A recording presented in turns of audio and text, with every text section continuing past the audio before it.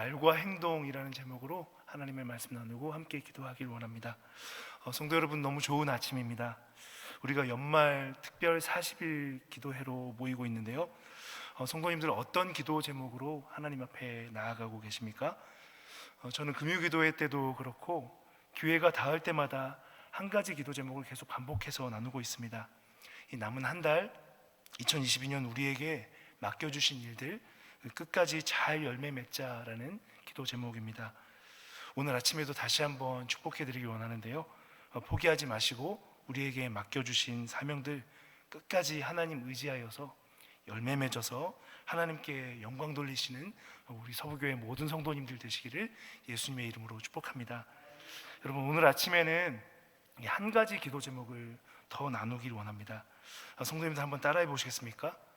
말과 행동을 점검하자. 말과 행동을 점검하자. 성도님들, 올 한 해 11개월간 믿음으로 달려오시면서 정말 수고 많으셨습니다. 그런데요, 우리가 열매를 맺는 것과 아울러서 연말에 꼭 해야 할 일이 있다면 한 해 동안의 우리의 믿음의 여정들을 점검하면서 돌아보면서 성찰하는 일이라고 저는 생각합니다. 올 한 해 나는 어떤 믿음으로 살아왔던가, 어떤 기도를 했고 어떤 결단으로 하나님을 사랑하고 또 이웃을 사랑해 왔던가. 성도님들, 사실 신앙을 점검하는 일은 우리가 거의 매 예배 때마다 하는 일입니다. 오늘 아침에는 한 걸음 더 나아가서 이 실제적이고 구체적으로 좀 적용을 해보자라는 것인데요, 우리들의 말과 행동의 일치 여부들을 하나님 앞에서 스스로 점검해보자라는 것이죠. 여러분, 우리 그리스도인들은 무엇으로 사는 자들입니까? 믿음으로 사는 자들입니다. 믿음으로 사는 자들인데요, 이 믿음으로 사는 것의 가장 큰 표현이 무엇일까요? 이 믿음은 우리들의 무엇을 통해서 고백되어지고 드러나고 또 실제가 되는 것이겠습니까? 말과 행동입니다. 우리가 매일의 일상 속에서 하는 말과 행동들은 우리 신앙의 이 실상을 보여주는 가장 큰 거울이라고 할 수 있을 것입니다. 오늘 아침에는 다른 것들 다 제쳐두고 하나님 앞에 이거 한 가지 우리가 점검해 보길 원합니다. 나의 말과 행동은 같은 것을 말하고 있는가? 나의 말들이 하나님 앞에 하고 있는 신앙 고백은 무엇이고 나의 행동들이 하고 있는 신앙 고백은 무엇인가? 나의 말과 나의 행동은 동일한 신앙 고백을 하나님 앞에 하고 있는가 점검하는 은혜가 있기를 예수님의 이름으로 축복합니다. 여러분, 오늘 사사기 9장의 주인공은 아비멜렉입니다. 여러분, 아비멜렉은 사사기에서 유일하게 이 반사사, 안티저치라고 규정되는 인물입니다. 우리가 그리스도를 대적하는 적그리스도라고 이야기하는 것처럼 이스라엘을 대적하는 악한 사사, 하나님의 뜻을 거스르는 악한 사사라는 것이죠. 여러분, 아비멜렉은 사사 기드온이 세겜에 있는 그의 처백에서 낳은 아들입니다. 그런데 그의 이름은 아이러니하게도 이 기드온의 신앙 고백이 담겨져 있습니다. 오늘 본문 바로 앞 8장 30절 31절 같이 한번 보시겠습니다. 8장 30절 31절입니다. 기드온이 아내가 많음으로 그의 몸에서 낳은 아들이 70명이었고 세겜에 있는 그의 첩도 아들을 낳았으므로 그 이름을 아비멜렉이라 하였더라. 여러분, 아비멜렉이라는 이 이름의 뜻은 내 아버지는 왕이다 라는 뜻인데요, 이 말은 오해하면 안 됩니다. 이 이름은 기드온이 자기 아들이 자신의 아버지, 육신의 아버지를 두고 내 아버지는 왕이다 라고 믿고 고백하라는 뜻에서 지은 이름이 아닙니다. 여호와 하나님, 영원한 하늘 아버지인 여호와 하나님을 내 아버지라고 고백하면서 살아가라고 붙여준 이름입니다. 그런데 여러분, 오늘 본문에서 보여주고 있는 아비멜렉의 모습은 어떻습니까? 그는 어떤 신앙의 고백의 말과 행동들을 보여주고 있습니까? 9장 1절로 2절을 보시면 아비멜렉은 외가에 가서 이 반역을 꾀합니다. 특히나 여러분 2절에 보시면 아비멜렉의 사악한 면모가 드러나는데요, 그는 고도로 조작된 말을 그의 외사촌들에게 퍼뜨립니다. 2절입니다. 청하노니 너희는 세겜의 모든 사람들의 귀에 말하라. 여룻바알의 아들 70명이 다 너희를 다스림과 한 사람이 너희를 다스림이 어느 것이 너희에게 나으냐? 또 나는 너희와 고륙임을 기억하라 하니. 여러분, 여기서 지금 아비멜렉은 자기 아버지와 자기 형제들을 누구라고 말하고 있습니까? 여룻바알, 그리고 여룻바알의 70명입니다. 여러분, 오늘 9장을 보시면 계속해서 반복해서 이 사사기 기자는 기드온을 여룻바알이라고 소개하고 있습니다. 여러분, 여룻바알은 어떤 뜻이죠? 여룻바알이라는 이름은 기드온에게 어떻게 주어진 이름입니까?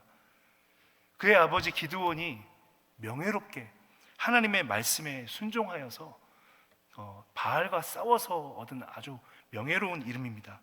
하나님의 부름을 받아서 자신의 아버지인 요아스의 산당에 가서 바알의 제단을 헐고 아세라상을 찍고 그 아세라 나무로 하나님께 자신의 아버지의 숫소로 번제를 드리면서 얻은 아주 명예로운 이름입니다. 그러나 지금 아비멜렉은 이 명예로운 이름 여룻바알을 어떻게 사용하고 있습니까? 정치적으로 악용하고 있습니다. 자기 입지를 세우기 위해서 바알 신앙을 가지고 있었던 이 세겜 사람들에게 자기 아버지와 형제들을 여룻바알, 바알이 싸우는 사람들, 그리고 바알이 싸우는 사람들의 아들 70명이라고 프레임을 짜놓고 지금 소개하고 있는 것이죠. 그런 가운데 자기 자신은 누구라고 소개하고 있습니까? 나는 너희와 고륙임을 기억하라. 성도 여러분, 그러자 어떤 일이 벌어집니까? 세겜 사람들의 마음이 모두 아비멜렉에게 향합니다. 세겜 사람들은 아비멜렉이 우리 형제다라고 하면서 모이기 시작합니다. 그리고 일이 벌어지지요. 4절 5절입니다. 바알브리 신전에서 은 70개를 내어 그에게 주매 아비멜렉이 그것으로 방탕하고 경박한 사람들을 사서 자기를 따르게 하고 오브라에 있는 그의 아버지의 집으로 가서 여룻바알의 아들 곧 자기 형제 70명을 한 바위 위에서 죽였을 때 다만 여룻바알의 막내 아들 요담은 스스로 숨었으므로 남으니라. 성도님들, 4절 5절의 모습은 우리에게 매우 충격을 줍니다. 먼저 4절에서 우리는 준비된 신앙의 변절 모습을 보게 됩니다. 여룻바알의 아들 아비멜렉은 지금 어떤 신을 향해 헌신하는 자로 변절하고 있습니까? 바알브릿, 바알에게 헌신된 자로 변절하고 있습니다. 아비멜렉은 바알브릿 신전에서 내어준 은 70으로 방탕한 사람들 용병을 사서 끌어모읍니다. 5절은 더욱 충격적인데요. 아비멜렉은 어떤 끔찍한 지금 죄악을 저지르고 있습니까?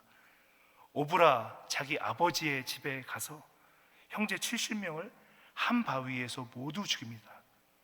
그리고 막내 아들 요담만 숨어서 살아남는 결과가 벌어지죠. 여러분, 오늘 본문은 6절에서 이 세겜 사람들이 이 아비멜렉을 왕으로 세우고 또 뒷이어지는 9장 내용들을 보면 살아남은 막내 아들 요담이 이 가시나무 저주로 아비멜렉을 저주하는 이야기가 나옵니다. 그리고 23절에 보시면 하나님께서 악한 영을 보내셔서 세겜 사람들의 마음을 변하게 해서 이 세겜 사람들이 아비멜렉을 향해서 반역을 일으키고 끝내 마지막에 아비멜렉을 죽게 하는 이야기로 결론이 져지고 있습니다. 오늘 아침에 이 아비멜렉을 무엇이 이렇게 변절하게 만들었는가? 그의 아버지 기드온이 아비멜렉 여호와 하나님을 아버지라고 고백하며 살아가라고 이름을 지어주었는데 무엇이 그를 이와 같이 반사사가 되어 하나님의 뜻을 거스르게 하는 자로 만들었는가라는 부분을 우리가 좀 함께 묵상하고 나누기 원합니다. 앞서 말과 행동이 우리가 일치하고 있는가라는 부분을 같이 점검해 보자라고 했는데요. 여러분, 오늘 본문 9장 앞 8장을 보면 미디안과의 전쟁을 마치고 이 기드온이 40년 동안 그 땅에 평화를 주었다라는 이야기가 나오고 있습니다. 그런데 여러분, 이 8장 말미 부분인 22절 이후 27절까지의 내용을 보면 이 기드온이 자신의 말과 자신의 행동이 다른 모습들을 보여줍니다. 22절로 24절 한번 같이 보시겠습니다. 8장 22절로 24절입니다. 제가 읽어드리겠습니다. 그때 이스라엘 사람들이 기드온에게 이르되 당신이 우리를 미디안의 손에서 구원하셨으니 당신과 당신의 아들과 당신의 손자가 우리를 다스리소서 하는지라. 기드온이 그들에게 이르되 내가 너희를 다스리지 아니하겠고 나의 아들도 너희를 다스리지 아니할 것이요 여호와께서 너희를 다스리시니라 하니라. 기드온이 또 그들에게 이르되 내가 너희에게 요청할 일이 있으니 너희는 각기 탈취한 귀고리를 내게 줄지니라 하였으니 이는 그들이 이스마엘 사람들이므로 금 귀고리가 있었음이라.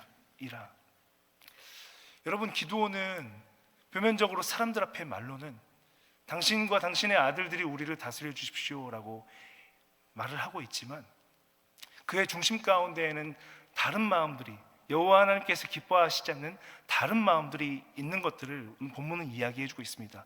특별히 24절에 보면 금 귀고리, 이스마엘 사람들의 금 귀고리가 있었다라고 이야기하고 있는데, 이 기드온의 마음 가운데 이 하나님을 향한 순전한 순종이 아닌 그 땅의 문화들과 그 땅의 사람들이 추종하는 것들을 따르는 마음들이 있었다라는 부분을 우리가 볼 수 있는 것이죠.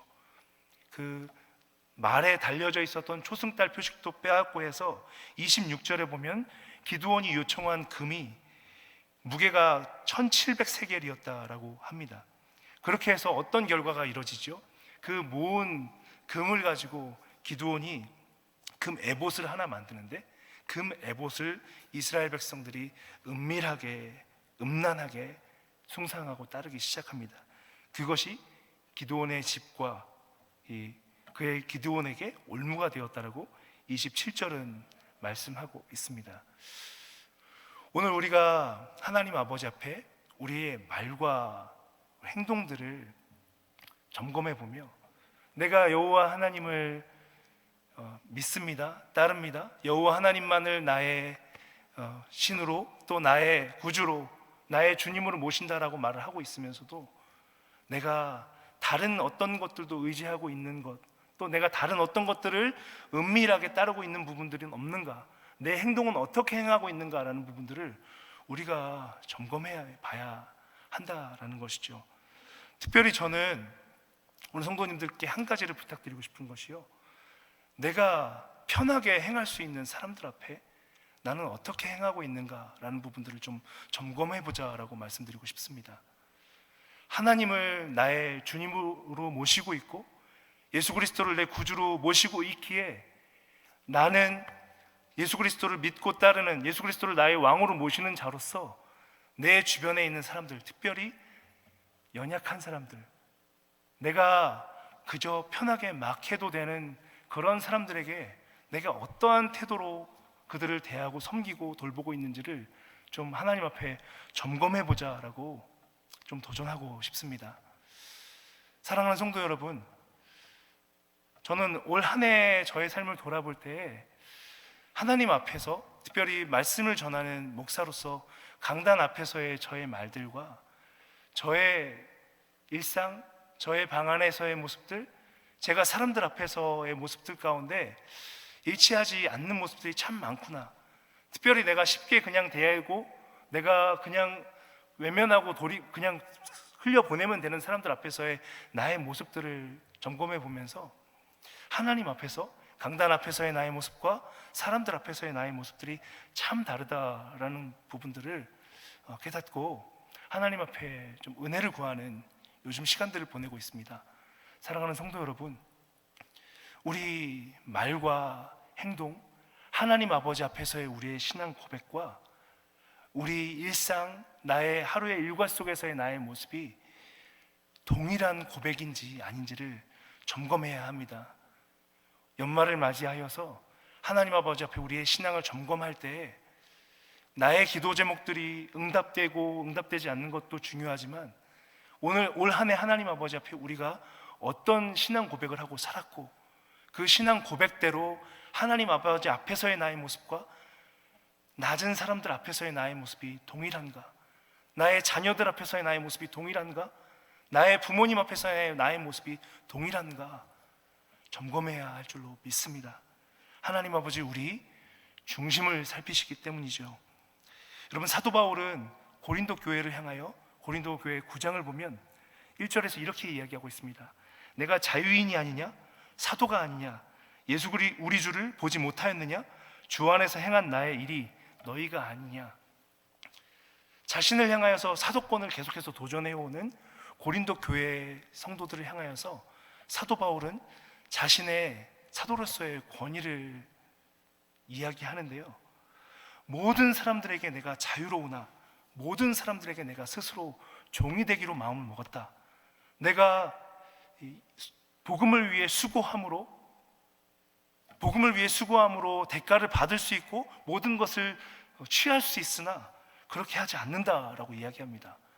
그렇게 말을 하면서 고린도전서 9장 23절을 보면 내가 복음을 위하여 모든 것을 행함은 복음에 참여하고자 한다라고 말씀하고 있습니다. 그러면서 사도 바울은 자기 마음 가운데 있는 두려움 한 가지를 오픈합니다. 9장 27절입니다. 내가 내 몸을 쳐 복종하게 함은 내가 남에게 전파한 후에 자신이 도리어 버림을 당할까 두려워함이로다. 사실 성도님들께 이 말씀을 나누고 준비하고 하면서 한편으로는 죄송한 마음이 참 많았습니다.